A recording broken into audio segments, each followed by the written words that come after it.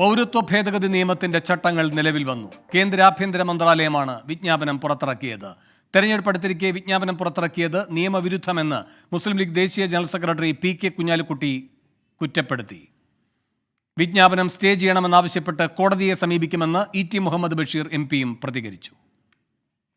ഇന്ത്യയിൽ ഏറ്റവും ശക്തമായ പോരാട്ടം ഇതിനെതിരായി നേരത്തെ വന്നിരുന്നുവെന്ന കാര്യം നമുക്കറിയാം. എത്രയോ പേരുടെ ജീവൻ ബലിയർപ്പിക്കപ്പെടേണ്ടി വന്ന ഒരു സംഗതിയാണിത്. ഞങ്ങളാകട്ടെ, മുസ്ലിം ലീഗ് ആകട്ടെ, നിയമപരമായ പോരാട്ടത്തിൽ ഇന്ത്യയിലെ മറ്റാരെക്കാളും മുമ്പിൽ നിൽക്കുകയും ഒന്നാമത്തെ പെറ്റീഷനായി ഈ CA നടപ്പിലാക്കുന്നതിനെതിരായി ഞങ്ങൾ നീങ്ങുകയും ചെയ്തിട്ടുണ്ട്. ഇപ്പോൾ ഇങ്ങനെ റൂൾസ് ഫ്രെയിം ചെയ്യാൻ പോവുകയാണെന്ന് കേട്ടു. അതാണ് വാർത്തകൾ വന്നുകൊണ്ടിരിക്കുന്നത്. എങ്ങനെയാണെന്ന് പൂർണ്ണമായിട്ട് വന്നിട്ടില്ല. അങ്ങനെ വരികയാണെങ്കിൽ തന്നെ ഞങ്ങൾ നേരത്തെ കൊടുത്ത കേസിൻ്റെ അടിസ്ഥാനത്തിൽ തന്നെ ഇപ്പോഴതിലേക്ക് ഗവൺമെൻറ് മുന്നോട്ട് വരുന്ന സാഹചര്യത്തിൽ ഈ റൂൾസ് ഫ്രെയിം ചെയ്യുന്നതിനെ തന്നെ സ്റ്റേ ചെയ്യാൻ ആവശ്യപ്പെട്ടുകൊണ്ട് ഞങ്ങൾ വീണ്ടും കോടതിയെ സമീപിക്കാൻ ആലോചിക്കുകയാണ്. അല്ല, ഞങ്ങൾ കേസും കൊണ്ട് അവിടെ കേസ് സുപ്രീം കോടതിയിലുണ്ട്.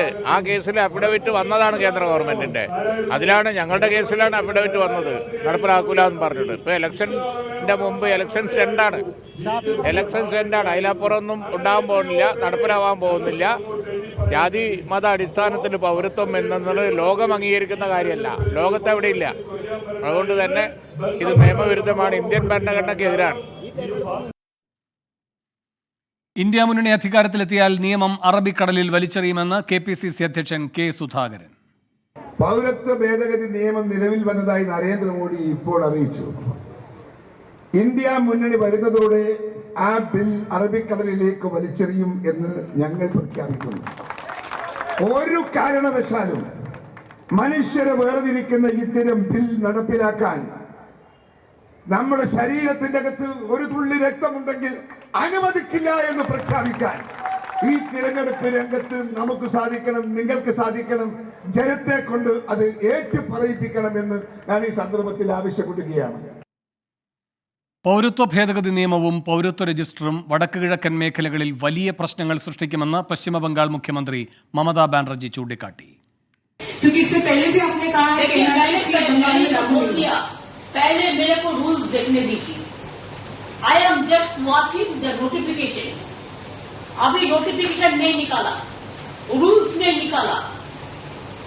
रूल्स नोटिफिकेशन में अगर हम देखेंगे कि ये डिप्राइव कर रहा है लोगों का अधिकार को, तो हम उसको खिलाफ में लगेंगे. तो 2020 साल में एक कानून पास हुआ था, उसका बाद 4 साल बीत गया. लेकिन अभी चुनाव जब आते हैं एक कुछ गाप गप पकड़ते हैं, ये भी एक गाप गप है, लेकिन असली फायदा किसी को नहीं मिलेगा.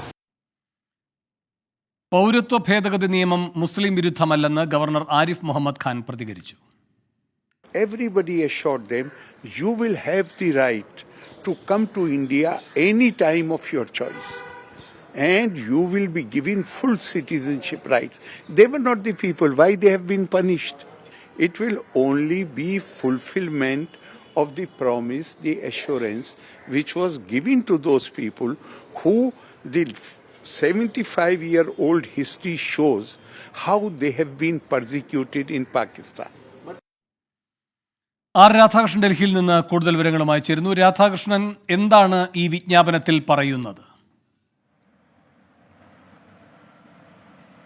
2019 1955 പൗരത്വ നിയമത്തെ ഭേദഗതി ചെയ്തുകൊണ്ട് നിലവിൽ വന്ന നിയമം, ആ നിയമത്തിലെ വ്യവസ്ഥകളെ സാധൂകരിക്കുന്ന വിധത്തിൽ അതിലെ ചട്ടങ്ങളാണ് ഇപ്പോൾ പുറത്ത് വന്നിരിക്കുന്നത്. ഈ ചട്ടങ്ങൾ നമ്മൾ പരിശോധിക്കുമ്പോൾ 2019 പാസാക്കിയ നിയമത്തിൽ ഉൾപ്പെടുത്തിയിരിക്കുന്ന വ്യവസ്ഥകൾ എല്ലാം പ്രതിഫലിപ്പിക്കുന്ന വിധത്തിലാണ് ഈ ചട്ടങ്ങൾ ഉള്ളത്. ഈ ചട്ടങ്ങളിലെ ഏറ്റവും പ്രധാനപ്പെട്ട ഒരു മാറ്റം എന്നുള്ളത് 1955 നിയമവുമായിട്ട് നമ്മൾ നോക്കുമ്പോൾ പൗരത്വ ഭേദഗതിക്ക് വേണ്ടിയിട്ട് ഇന്ത്യയിൽ സ്ഥിരതാമസം ആക്കിയിരിക്കുന്ന കാലാവധിയുടെ സമയപരിധി അത് 11 വർഷത്തിൽ നിന്ന് 6 വർഷമായിട്ട് കുറച്ചിട്ടുണ്ട്.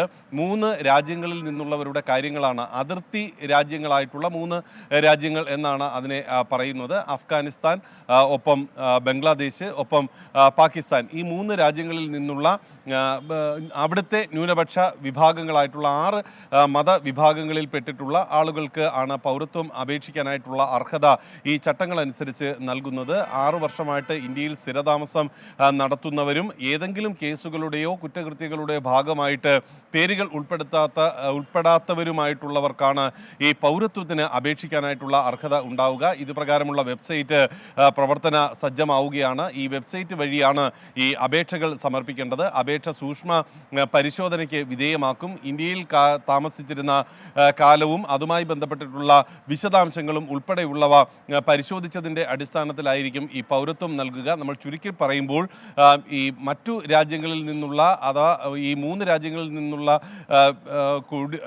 ദീർഘകാല കുടിയേറ്റക്കാരിലെ മുസ്ലിം മത വിഭാഗക്കാരായിട്ടുള്ളവർക്ക് ഈ പൗരത്വം അപേക്ഷിക്കാനായിട്ടുള്ള അർഹത ഉണ്ടായിരിക്കില്ല. ഒപ്പം ശ്രീലങ്കയിൽ നിന്നും ഇന്ത്യയിലേക്ക് വന്നിട്ടുള്ള ഹൈന്ദവ ക്രൈസ്തവ മതവിഭാഗങ്ങളിൽപ്പെട്ടിട്ടുള്ള ആളുകൾക്ക് രാജ്യത്തിൻ്റെ വിവിധ ഭാഗങ്ങളിൽ നമ്മുടെ പുനലൂർ അടക്കമുള്ള സ്ഥലങ്ങളിലൊക്കെ ചില ആളുകൾ അങ്ങനെ താമസിക്കുന്നുണ്ട്. അങ്ങനെയുള്ളവർക്ക് ഈ പൗരത്വ ഭേദഗതിയുടെ ഭാഗമായിട്ട് അപേക്ഷിക്കാനായിട്ട് അർഹത ഉണ്ടാകില്ല. ബർമയിൽ നിന്ന് വന്നിട്ടുള്ള ഹിന്ദുക്കളായിട്ടുള്ള ആളുകൾക്കും മ്യാൻമാറിൽ നിന്ന് വന്നിട്ടുള്ള റോഹിംഗ്യൻ മുസ്ലിങ്ങൾ അടക്കമുള്ളവർക്കും ഈ പൗരത്വ ഭേദഗതിയുടെ ഭാഗമായിട്ട് അപേക്ഷിക്കാൻ അർഹതയുണ്ടാകില്ല എന്നുള്ളതും ഇന്നത്തെ ഈ ചട്ടങ്ങൾ വ്യക്തമാക്കുന്ന ഒന്നാണ്. ഈ ചട്ടങ്ങളുമായി ബന്ധപ്പെട്ടിട്ടുള്ള നടപടിക്രമങ്ങൾ ജില്ലാതലങ്ങൾ കേന്ദ്രീകരിച്ച് ഏകോപിപ്പിക്കാനായിട്ടുള്ള ഒരു ക്രമമാണ് സർക്കാർ ഇപ്പോൾ രൂപപ്പെടുത്തിയിരിക്കുന്നത്. നേരത്തെ തന്നെ 2019 എങ്ങനെയാണോ ഈ നിയമവുമായി ബന്ധപ്പെട്ടിട്ടുള്ള സംവിധാനങ്ങളെ കേന്ദ്ര സർക്കാർ മുന്നോട്ട് കൊണ്ടുപോവുക എന്നത് വ്യക്തമാക്കുന്ന അതേ രീതിയിൽ തന്നെയാണ് ഇപ്പോഴത്തെ ഈ ചട്ടങ്ങൾ അനുസരിച്ചും കാര്യങ്ങളെ ക്രമീകരിച്ചിരിക്കുന്നത്. വേണം.